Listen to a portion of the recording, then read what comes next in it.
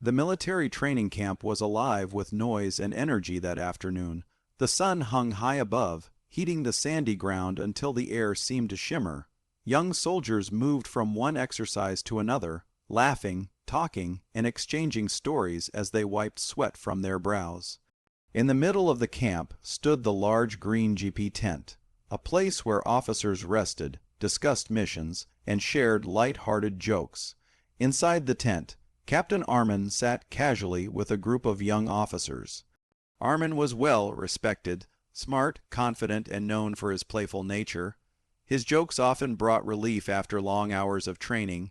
His presence was a source of motivation, reminding everyone that even soldiers needed moments of laughter amidst discipline and duty. As lunch was finishing, some soldiers were still eating while others relaxed on folding stools. The atmosphere was informal. Voices filled the tent, silver utensils clinked against metal plates, and dusty boots rested on brown earth. Suddenly the tent flap moved. A figure entered slowly. It was an old man. His back slightly bent, his steps uneven. He used a wooden walking stick for support, and his faded clothes told the story of long journeys. His boots were worn out, not the kind one would expect at a disciplined army base. His hair was mostly gray, but his eyes were strangely bright. They carried a calmness, the kind only seen in those who have lived through storms. For a moment, no one reacted. The soldiers thought he might be a traveler from a nearby village or someone asking for help. But as he walked further inside, all conversations started fading into silence. His presence felt unusual, not in an intimidating way, but in a way that made people curious. Captain Armin stood up and walked toward him. Amused by the visitor's simple appearance, he said with a smile, "Babaji, what brings you here? Lost your way." The soldiers chuckled quietly, not in disrespect, but because they trusted Armin's friendly nature. The old man smiled back, nodding politely. He did not seem offended nor confused. "I came to meet someone," he replied softly. His voice was steady, not weak, but controlled. Armin raised an eyebrow, still smiling. "To meet someone who? Do you know anyone here?" The old man simply said, "Maybe I do." This vague answer amused the young officers further. Some exchanged short grins, and a few whispered to each other. Trying to keep things friendly, Armin offered him a chair. But before the old man could sit, Armin jokingly asked, "So tell me, Baba, what rank did you hold in your time? Were you a soldier or just a storyteller?" The tent erupted in soft laughter. The old man did not laugh. He did not seem offended either. Instead, he took a moment and then answered, "Just someone who served." His words were simple, humble, and without pride. But they did not satisfy Armin's playful curiosity. Armin thought the old man was avoiding the question because he had never actually served. His response seemed like a gentle way of saying he was not important. Armin patted his shoulder gently. "Don't worry," he said with good humor. "We have all kinds of heroes now. You must tell us about your service. Did you ever carry a gun, or were you the tea master?" More laughter followed. But beneath the smiles, something felt strange. The old man's expression did not change. His eyes did not show embarrass, meant only quiet acceptance. He finally sat down and placed his walking stick beside him. His hands, though trembling slightly, were steady when they rested on his knees. Captain Armin offered him water. The old man took it gratefully, sipping slowly. While drinking, his shirt opened slightly and revealed something small hanging around his neck. No one noticed it clearly. Only a flash of metal, maybe just an ornament. The soldiers kept watching him, still trying to understand who he was. One young soldier leaned toward another and whispered, "Do you think he really served in the army?" The other shrugged. "Who knows? He looks too old to be wandering around just to tell stories." Armin, still curious, decided to continue the conversation. "So, Baba Ji, where did you serve? Did you ever see a battlefield?" The old man looked down for a second, as if searching through old memories. His answer came slow but certain. "I've seen war more closely than you think." There was no pride in his voice, only truth resting quietly on his words. They hit differently. The laughter softened. Some soldiers straightened in their seats. Armin noticed, but he continued talking casually. "Well then, you must tell us. What did you do in the war? Cook, drive trucks, or were you one of our brave fighters?" The old man gently touched the medal hidden inside his shirt, unseen by those around. He closed his eyes for a second, perhaps feeling something only he understood. "I lost many brothers," he said softly, "friends, men I trained, but I kept moving." The tent fell silent, the lightness disappeared. His voice did not tremble, but it carried years of pain, pain that only those who had truly walked through fire could understand. His words no longer felt like part of a game. They carried a weight no one could ignore. Armin felt something shift inside him. His smile faded, not because he felt threatened, but because he sensed there was more to this old man than met the eye. No one laughed now. The soldiers stared at him quietly. They felt respect not because he claimed greatness, but because he didn't. Inside that tent, for the first time, the old man was not just a visitor. He was a mystery. And mysteries in uniformed places always hide stories worth listening to. The young officers did not yet know that this encounter would soon reveal a truth powerful enough to silence an entire camp, a truth that would change their understanding of respect forever. The silence that settled over the GP tent lingered like a heavy mist. The young officers looked at the old man differently now. The playful atmosphere from before had shifted into an uncertain quiet. Something about the old man's last words, about losing brothers, echoed inside everyone's mind. The old man sat still on the small wooden chair, his back slightly curved, his gaze steady. He wasn't trying to impress anyone. He wasn't even trying to be mysterious. He simply existed, calm and grounded, as though he had seen more than enough to know the value of silence. Captain Armin, who moments earlier had been joking with him, now watched him carefully. His tone softened, losing its teasing edge. He leaned forward a little and asked, "Where? Where did you serve?" The old man did not answer immediately. His eyes drifted to the tent entrance, where sunlight filtered through the fabric, forming soft patterns on the dusty ground. He seemed lost, not in confusion, but in memories long buried. "I served where I was needed," he finally said, his voice calm. A few soldiers exchanged glances. His vague response both intrigued and confused them. At that moment, no one knew whether he was hiding something or simply trying not to relive painful memories. Armin tried again. "Did you fight in a war, or were you posted at a peace station?" The old man looked down at his hands. They were old with faint scars, marks likely earned long ago. He rubbed his thumb slowly across his palm and answered, "I've seen war more closely than most." This answer was short, but the weight behind it made the tent quiet again. The soldiers leaned in a little, as though trying to catch every word. One of the younger soldiers, barely 20, whispered to his friend, "Maybe he really fought." His friend replied quietly, "He talks like someone who has seen things." Armin cleared his throat. "You must have had a rank. You must have reported to someone." The old man nodded slightly. "Yes, I reported to many, and many reported to me." That statement startled Armin. His eyebrows rose a little. "You had men under your command." The old man did not answer with pride or arrogance. "Yes," he said simply. Another wave of silence passed through the tent. The soldiers who were lounging had now straightened, subconsciously sitting more respectfully. Something about the way the old man spoke, soft, direct, without boasting, made them uneasy in a way that felt respectful. One soldier standing near the entrance quietly closed the flap to block the sun and outside noise. He didn't want anything to interrupt whatever was happening inside. Armin tried to lighten the tension. "But you never told us your rank. Were you a junior officer, sergeant, major?" The old man did not look up. "I have worn many badges, but I learned that badges don't make a soldier." A murmur passed through the group. This was different. This was no ordinary visitor. His words were not complicated, but they carried a depth hard to ignore. Armin leaned in further. "Can you tell us about your battlefield experience?" The old man took a slow breath. His voice was gentle but steady. "When you lead men into battle, you see who they really are. Some are brave, some are afraid, but all of them carry their country in their hearts." The soldiers felt a sting of emotion as his words hung in the air. He continued, I watched young men grow into heroes in a single night. I watched them hold their ground when everything around them was falling apart. His gaze drifted upward as though he was not speaking to the soldiers. He was speaking to ghosts of the past. I lost friends, brothers, men who called me sir, and men who called me brother, but they are gone now. His voice broke just a little, yet he gathered himself before anyone could react. One soldier near him whispered softly, "Sir, I mean, Babaji, were you decorated?"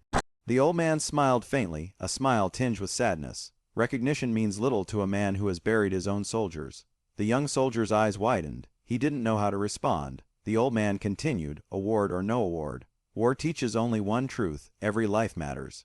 Armin felt his throat tighten. He had never heard anyone speak about war like this, not as a story of glory, but as a story of heartbreak. The old man's quietness was no longer ordinary. It was the kind earned through fire.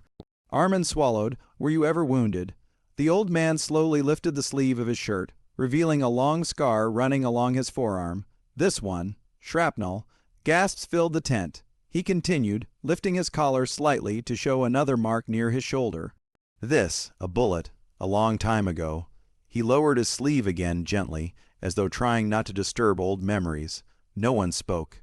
Even the sound of the wind outside seemed to fade. Armin found himself unable to joke any more. His questions became sincere. How? How did you keep fighting after losing so much? For the first time, the old man raised his head fully. His eyes were bright, not with tears, but with the strength of someone who had accepted pain long ago. "You fight," he said slowly, "because others depend on you. Because if you stop, more will fall. You don't fight for medals or ranks. You fight so someone else can go home." His words hit the soldiers like a wave. Several lowered their eyes, feeling humbled by this simple truth. One young officer stood and poured more water for the old man. This time no one questioned it, no one joked. Armin sat back quietly. The old man's presence felt heavier now, almost sacred. He whispered, "You said you came to meet someone. Who?" The old man looked around the tent and replied softly, "Someone who understands." Armin felt confused. "Understands what?"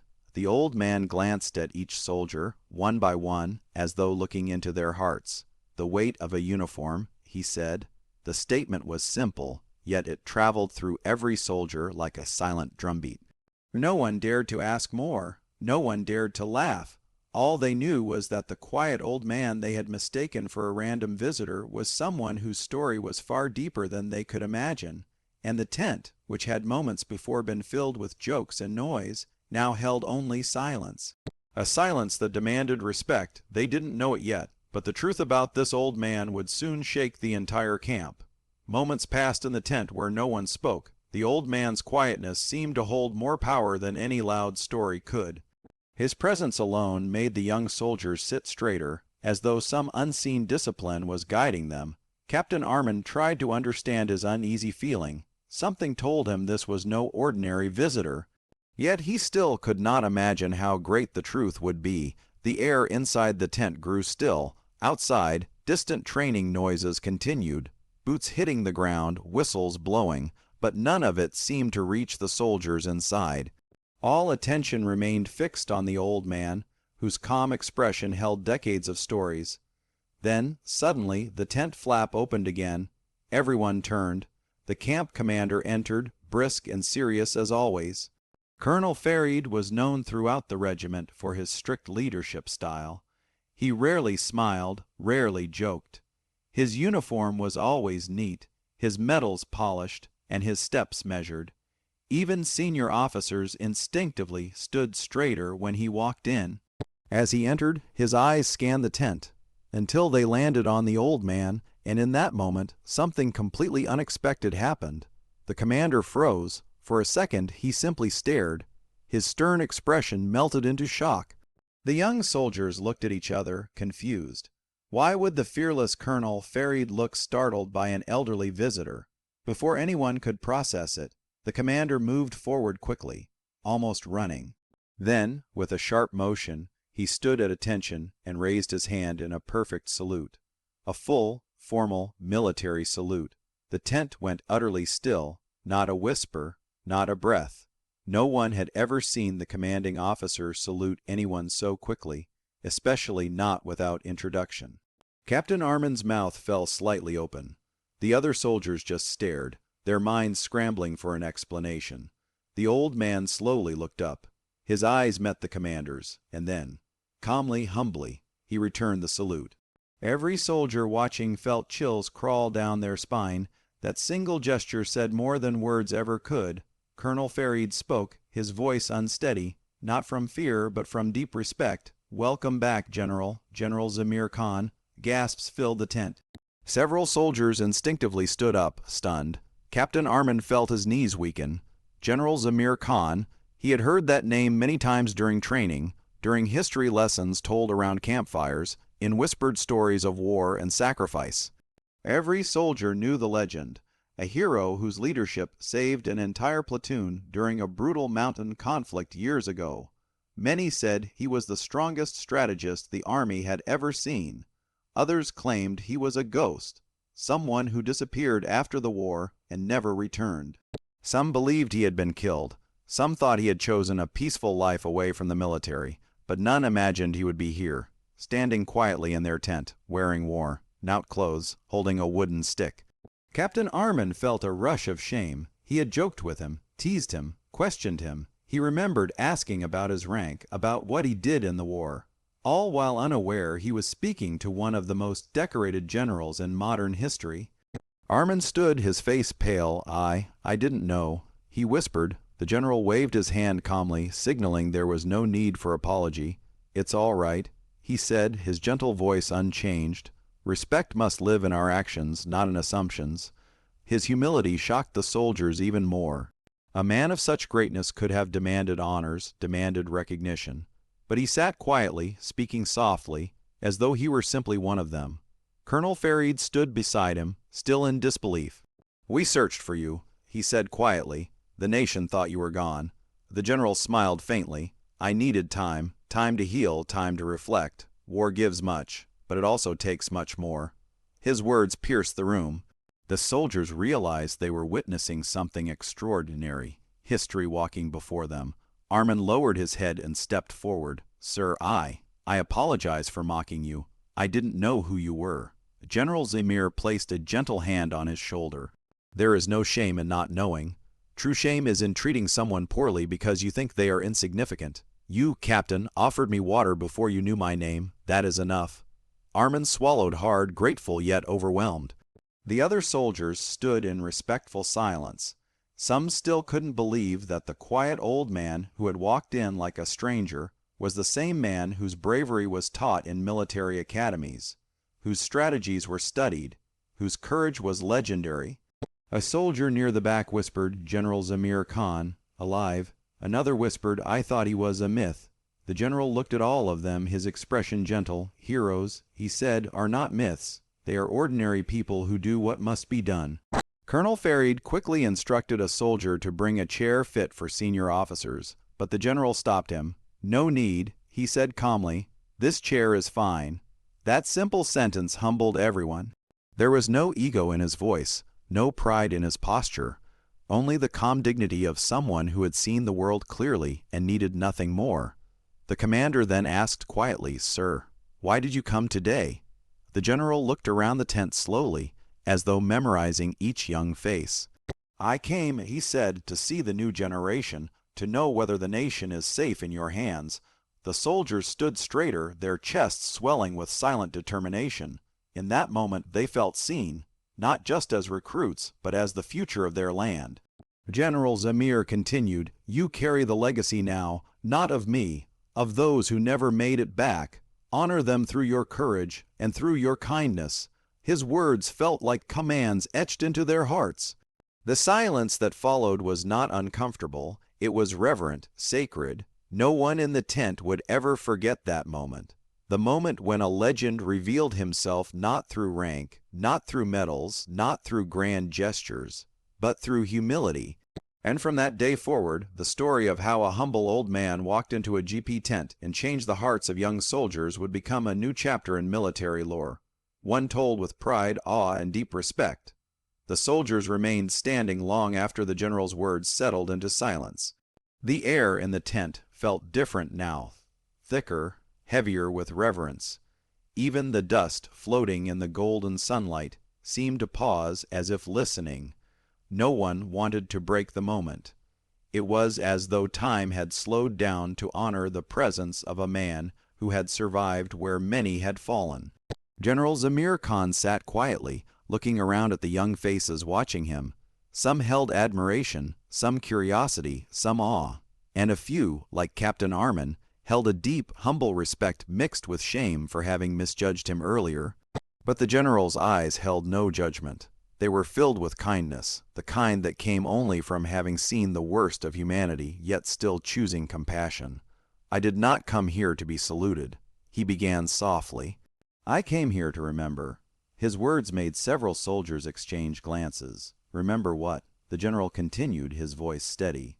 "When I was young like you, I thought the battlefield was about strength, strategy, and glory. But I learned it is about people."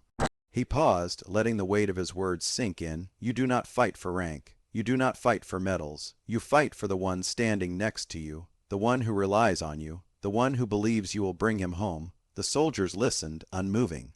Even Colonel Farid, who had seen war himself, seemed humbled by the old man's presence and tone. The general leaned back slightly and let out a slow breath. "I remember one night in the mountains, snow falling like shards of glass, the wind howling as if mourning. We were outnumbered, outgunned, and trapped, but still my men looked to me, not because I was strongest, but because they needed hope." His voice lowered, filled with memory. "We survived that night, not because I led them perfectly, but because we held on to each other. When one fell, another carried him. When someone cried, another comforted him. When someone lost faith, another restored it." He looked at Armin directly.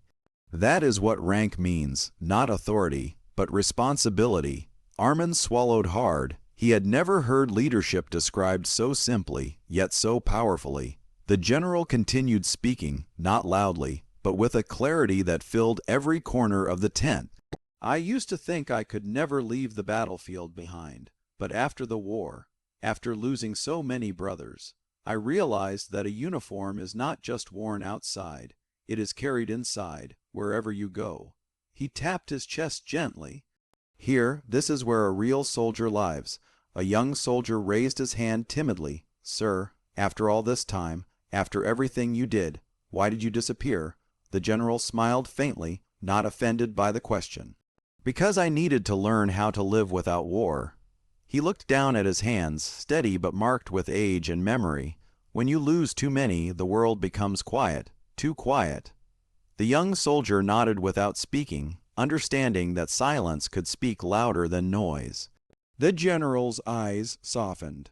"I visited the families of the men I lost, not as a general, just as a fellow soldier. I sat with them, heard their stories, saw their tears. Some kept their sons' boots by the door, hoping they would walk in again. Some kept medals. Some kept letters. All kept memories." His voice trembled slightly, though he controlled it with dignity. "That was the hardest battle I ever fought, not with guns, but with grief. No one dared breathe too loudly." The general straightened, continuing. "After that, I chose a quiet life. I wanted no praise, no parades. I lived among ordinary people who reminded me that life is not measured by ranks or victories, but by kindness." He looked at Armin again. "You offered me water before you knew my name. That single act told me everything about your heart." Armin lowered his head, humbled, his eyes moist. "I only did what anyone would do." The general shook his head. "No, not everyone does. Some respect uniforms more than people. But you respected the person first." The words struck every soldier in the room. The general reached into his shirt and carefully pulled out the small medal that had been hidden earlier. It was old, its metal dull, edges scratched, ribbon faded from time. He held it in his palm gently as though it were fragile. "This medal, hey," he began, "is not mine. It belongs to every man who fell beside me. It reminds me of courage, not mine, but theirs." The room felt warmer somehow, not in temperature, but in spirit. He extended his hand toward Armin. "Take it." Armin froze. "Sir, I can't, I'm not worthy." The general smiled. "No one ever is. That is why we pass it on. Not to honor ourselves, but to honor those who came before." With trembling hands, Armin accepted the medal. It felt heavier than it looked. not because of its metal, but because of its history. When you meet someone, the general said, someone ordinary, but with an extraordinary heart, pass this to them. That is how honor lives on. Armin nodded, unable to speak. The general stood slowly, with the help of his wooden stick. Every soldier instinctively straightened. Colonel Farid stepped aside, giving him a respectful path. The general looked around at the young faces one last time. "Remember," he said softly, "greatness is never loud. It is quiet, humble, and kind." He turned toward the exit. The soldiers' boots clicked together as they all raised their hands in a final, united salute. Not to a uniform, not to a rank, but to a man whose heart had carried more than any medal ever could. The old general walked into the sunlight, his figure small yet grand, disappearing slowly into the bright horizon, leaving behind a silence not of shock, but of deep honor. Inside the tent, no one moved, no one spoke. Every soldier felt change, lifted by a lesson they would carry for the rest of their lives. That day, they learned that true respect is not given to those who demand it, but to those who deserve it, and greatness often walks quietly